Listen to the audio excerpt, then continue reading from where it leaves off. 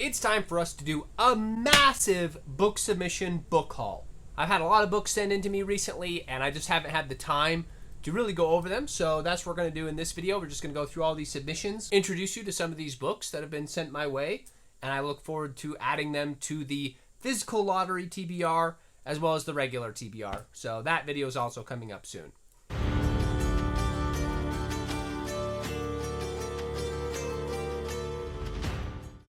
Let's kick things off with The Burning Dawn by C.P. Thuot. Interesting cover there. I like it. Looks very classic to me. And this is what this book is about.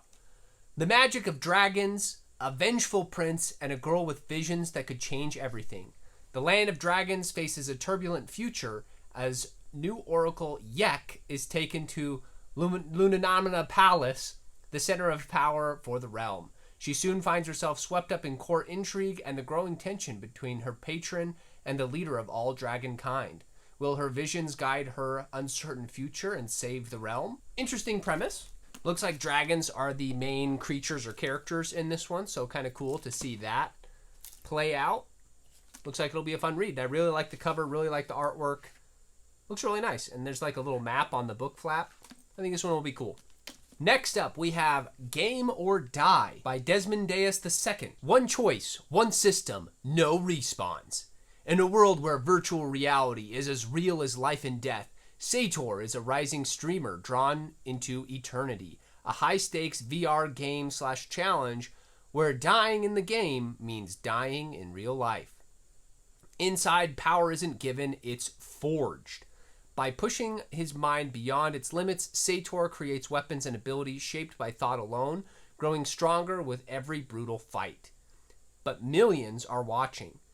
His chat fuels him, pressures him, and turns every decision into a live spectacle as he battles monsters, ruthless players, and a system designed to break the weak. At the center of eternity lies the Wish Stone, a prize granting 3 wishes and the power to change his life forever. To reach it, he must keep leveling. Keep winning, keep thinking faster than death itself. Game or die. This is an interesting premise. This reminds me of kind of Ready Player One type of a premise where they go into the virtual reality to play the game. It also reminds me of kind of that lit RPG style where you're leveling up and gaining new access, which works well for a video game format. So I think this one has a lot of potential. Looking forward to reading that. A little bit more of the sci-fi, but I'm okay with that. Next up, we have Spirits of Fire by Alejandro Gonzalez. Haruki Kawakatsu should have died. The Spirit of Fire had other plans. Now forged to represent Japan as its top superpower in the international superhuman community, and the UN, he will fight not just international superhuman terrorists, but rogue gods and pharmaceutical companies selling superpowers in pill form. And his ultimate enemy, the rogue god of war, holds the key to his past from before he was even born. That seems like a fun premise as well. Kind of like, reminds me of The Boys, where they're selling superpowers to people in their drug format. So kind of fun to see that played out in a fantasy setting here. Also kind of seems like I don't know, reminds me of a Mortal Kombat situation as well. So I think this one will be fun. And I really like that cover. It's got a good anime kind of style and feel to it. So I think that'll be a fun read. Thanks for sending it in. Next up, we have Reklaim by Enzo Ardire. Now, one thing right off the bat is I think you have to have your author name on the cover. So that's my one bit of feedback for the cover on this one. I'm okay with it being simple, although it's very simple. Maybe some textured background would help this a little bit. But I'm okay with it, but you got to have the author name on the front. And there's also not a blurb on the back, which is also a bit of a challenge for people that are just trying to pick up the book and learn what it's all about. Those are necessary pieces to make sure that people can be interested in your story, just at a snapshot. So yeah, I would tell you what it's about, but I don't have my notes with me, so I'm not quite sure, but appreciate you sending it in, and when it comes up on the TBR, then I will let people know what this one is about. All right, next up we have Misguided Magic, Scales of Life by Alex Braddy. And this one also has kind of more of an anime cover. I've been seeing a few of those recently, so maybe that's a trend that's happening, but I don't mind that. In one hand is the sword, a powerful tool used to cut lines in the dirt and forge the borders of empires. In the other hand is magic, a trifling joke only fit for children's pranks and beggars plying their trade on the streets. But a little girl starts to change all that. Barely age 10, Santa suffers a terrible tragedy and is suddenly left without a future. But at the same time, she mysteriously gains the small wonder of magic. As she grows, her power quickly develops beyond expectations, and she begins to upend the order of the world. Follow Santa's story as she matures into a woman and navigates her great powers and even greater destiny. Misguided Magic Scales of Life is a highly condensed fantasy novella that explores the many detailed facets of Santa's magic and meticulously portrays the effect it has on people's lives. Chapters are short and sweet, wasting no time and getting to the point, but also cutting nothing away from the detailed plot that will leave you wanting more. Nice. So pretty straightforward, kind of an interesting premise where someone is discovering the full potential of magic, so seems like an interesting read. All right, next up we have Within the Wall by LRey. In a parallel universe, under the hammer fist of evil colonialism, a native people are uprooted from their homelands, taken into captivity, and relocated to a life of submission and cruelty. Separated from their history, they create a new identity and joyous culture. Cut down on resources, they master methods of survival and achieve abundance, until one day they uncover the truth. Witness the coming-of-age story of a boy chosen by divine intervention to lead his people back to the earth that is their birthright. A world of magic, fantasy, and adventure met with a desperate haste to survive. Witness a people rediscover their history and hold their oppressors to account within the wall. All right, so kind of a territorial type of a fantasy, reclaiming your heritage and your homeland. Seems like it could be a good foundation, and it's just a novella, pretty short book here, so should be a pretty quick read. Thanks for sending it in. The Book of Mynxonia by Michael W. Blackman features a little mouse on the cover, so maybe we're going to get some Redwall action or something with this one. Let's see. Embark on a journey of interdimensional friendship, love, light, magic, and mischief. Follow Josephine and her eclectic companions as they navigate 3 thrilling adventures, discovering the depths of their spirits and the bonds of their unity. Together they face challenges that test their courage, wisdom, and connection in a realm far beyond the boundaries of human perception, a place where growth and wonder intertwine in ways unimaginable. So with that blurb, I just feel like it didn't tell me much about what's going to be in the story. It says they're going to go on an adventure, but I would have liked to get a few more specifics here just so that there's a little bit more meat to know kind of what kind of challenges. Maybe the first one that we're introduced to or something, but still seems like an interesting concept. I like fantasy books that are not so human based, so any type of creatures that are the main characters, I kind of look forward to seeing what it's all about. The next one is Changing Waters by Sarnai Briar. The text is a little bit hard to read on the back because of the stripes, so I'm going to have to lean forward here to get some more light. Oh, and by the way, this book had already been sent in to me, but I think they wanted me to have an updated copy, so I'll just replace this one on the shelf, maybe do the other one in a giveaway or something later down the line after I read it. But since we got a new copy, let's read it, see what it's all about. What rests deep in the ocean? Mermaids, monsters, magic, all that and more. Far below where any human can survive, there's a kingdom called Giol. Castus is a 14-year-old sorcerer who resides there with his mother and friends, but it is not their home. A home is filled with love, not fear and death. It is merely where they try to survive while the royal guards, the patrollers, constantly raid the village. They kill anyone with tails, webbing, or fins. Anyone who mutated for this underwater existence. To protect innocent lives from the unending attacks, Castus must get stronger even if this involves going behind his mother's back. Training, sorcery, and seers are the villagers' only hope against the patrollers and a royal vizier who is as cruel as he is powerful. If Castus cannot succeed as a protector of the village, Giolians like him will be massacred to the point of extinction. I like these types of books. It kind of reminds me of something like the X-Men where you have a mutated group of people who get hunted and want to be exterminated because they're different.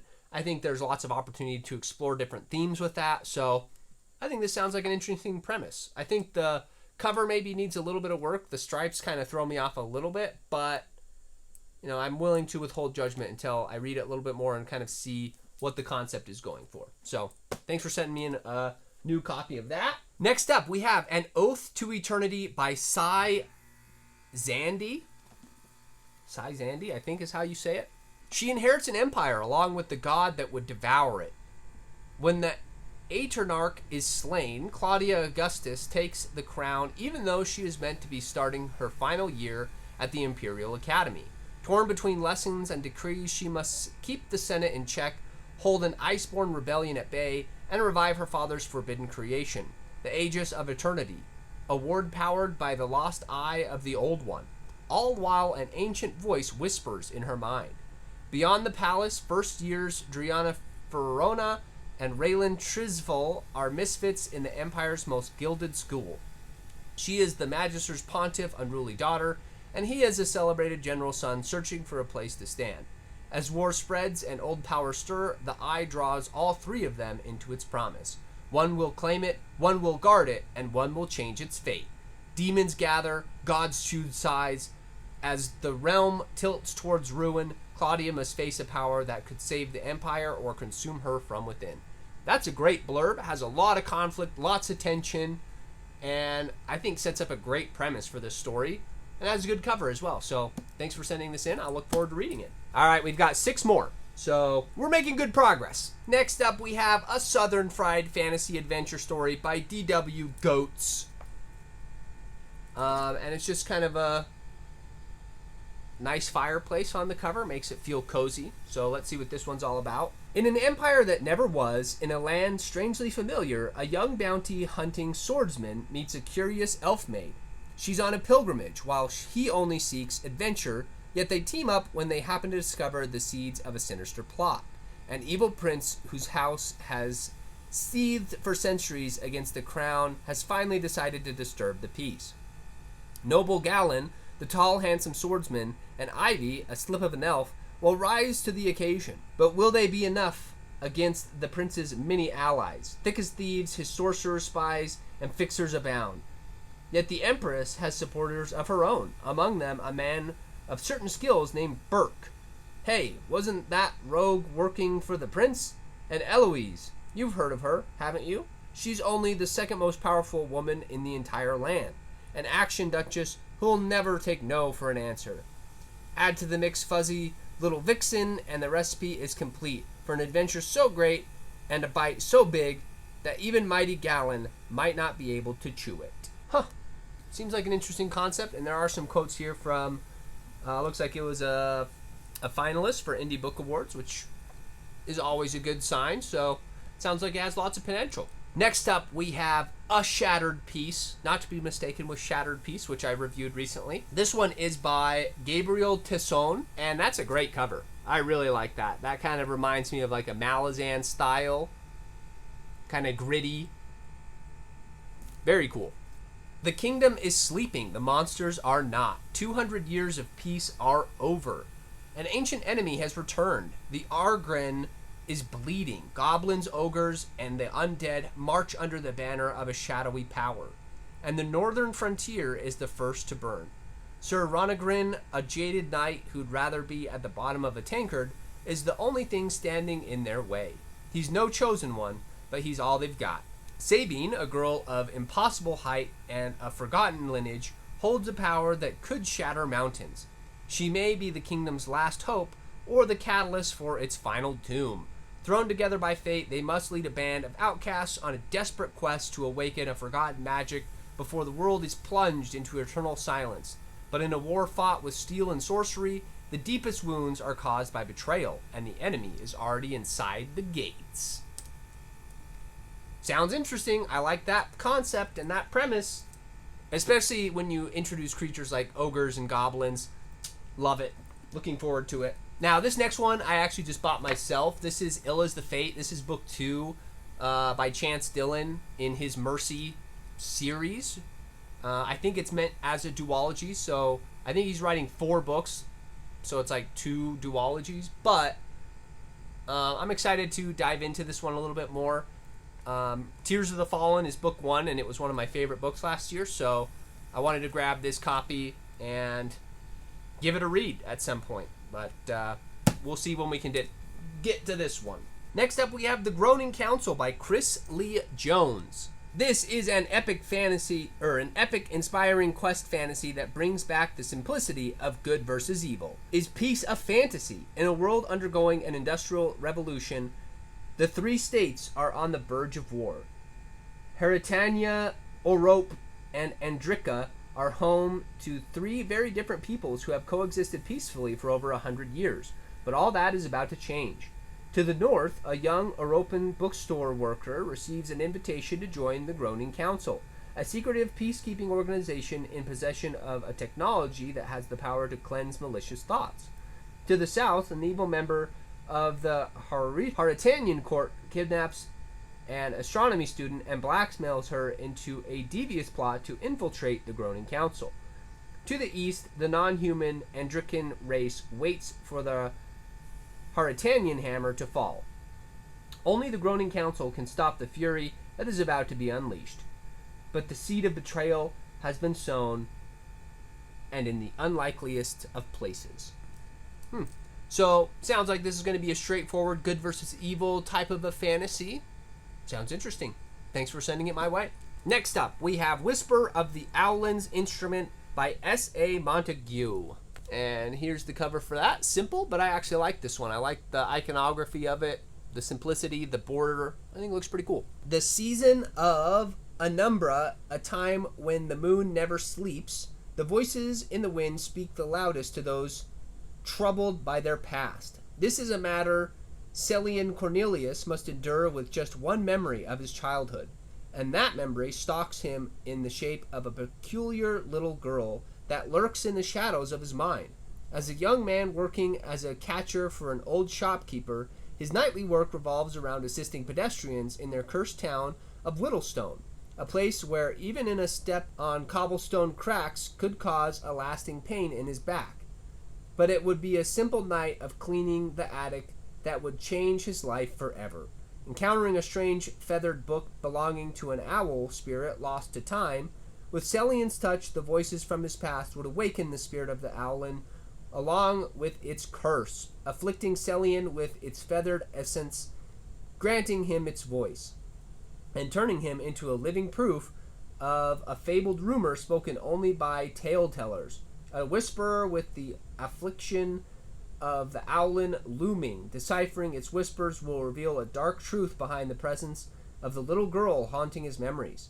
A truth that will lead Celian to a journey through a mysterious and mystical land crafted by the spirits, and a war between secret families of whisperers that fought for generations to claim the power of the Garithian. Sounds like an interesting premise. Thanks for sending that one my way. Always gotta love cursed objects in books, right? Alright, last one, Inklings. And it is Maelstrom of the Dark Lair trilogy. Pretty neat little cover there with the ship going into the whirlpool. Sets up a good foundation for what to expect. Annabelle's return to Jarrow at the head of the Free Slave Army has turned the tide of the war in favor of the Western Kingdom, while Megan has fallen into the hands of the cannibal witch Sylvine. Imprisoned in the witch's tower, she waits her fate with growing trepidation. Ben Preem stands ready for the next phase of the war.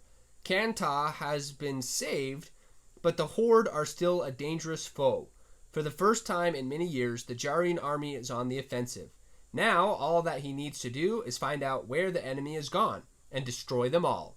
The wide expanse of Lake Mire lies between the Pathfinders and Timbaland North, where Healthwind's fate awaits. His claim to the throne of the Timberland Dwarves will not go unchallenged. Should he fail, his newfound friends will die at his side, and all will be lost. The Karish are ready to take back what was once theirs, but when Ultor consults the seers, the message is mixed. Though he has shown great victories for his army, there is also danger. The shadowy Northmen as ever stalks the edges of prophecy, his presence casting a cautionary shadow over all. The Karish warlock has carefully placed his pieces on the chessboard and now ponders his next move. It is a time of trial and unknown peril. Darkness grows ever more profound as the light fades. It is the hush before the storm. Very interesting. Okay, that seems like it's got some multiple POVs to it. Seems like a pretty complex world, so we'll look forward to diving into that one. And those are all the submissions that I've received so far. I know there are some coming in from the recent submissions that have come through, so when those come in, I will read those. There are only 3 spots available on my TBR till we hit that 200 limit cap, so those filled up pretty quickly, and we're going to just work on getting through the submissions as fast as we can. I like what Matt from No Fluff Writing Advice, his strategy is going to be just to do a 4,000 word quality check on the books in order to get through the TBR a little bit faster. I might implement something similar to that just so that we're moving at a little bit faster pace through this TBR as opposed to reading books that I know really aren't for me, so that we can get to books that I'm more likely to recommend and shine a light on. So just be prepared for that. If you want to continue the conversation and chat with me and other indie authors, be sure to join the Discord. The link is in my bio. And again, there's 3 spots available, but if you don't make it on the list, just know that I'm going to work really hard to get through this TBR. I really appreciate you supporting the indie fantasy community and this channel. So we're going to do everything we can to support you. And that's going to be it for today. Thanks so much for watching. We'll see you in the next one.